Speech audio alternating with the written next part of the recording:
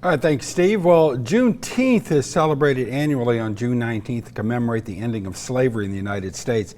The day became a federal holiday almost 3 years ago this month. In the countdown to Juneteenth, former News 15 meteorologist SANDLER profiles 10 outstanding African-American scientists, all from Louisiana.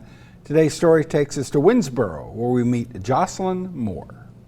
My passion is rural areas because I grew up in a rural area. Before the lab coat, the petri dishes, and the PhD, molecular biologist Jocelyn Moore was just a country girl, wandering the backwoods behind her grandma's house in Winsboro, Louisiana. Exploring the ditch and all of the crawfish, minnows, and tadpoles. Jocelyn's curiosity for nature and science turned into her life purpose at just 7 years old, when her great-grandmother started struggling with infections on her legs. She would always get these really bad fungal infections of her lower limbs, and wound care became a thing for her. It affected me greatly in terms of how far we had to travel to get her the care that she needed.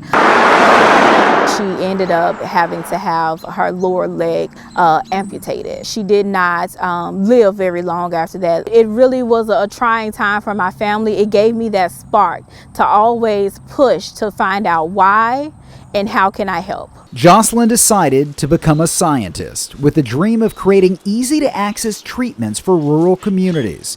She became an expert in microbiology at UL Lafayette, and she's now turned her focus to the promise of this: chow cones. Chow cones are chemicals or products that are produced in fruits and vegetables. So from eating fruits and vegetables, you're naturally getting some ways to help your body's defense. And so my research is focusing on harnessing that antimicrobial property or those natural benefits and enhancing upon them. In her lab at Jacksonville State in Alabama, Jocelyn is currently honing in on the right concentration of chow cones to kill harmful bacteria like E. coli. We see this clearing zone around the disc with chow cone, meaning that E. coli has been killed here. Her hope is that in the next 5 to 10 years, there'll be effective over-the-counter topical treatments for fungal and bacterial infections at rural pharmacies. Ways in order to treat wounds like wounds that my grandmother would develop without having to drive that 45 minutes to go and get medical assistance. Access in areas like the area I grew up in Winsboro,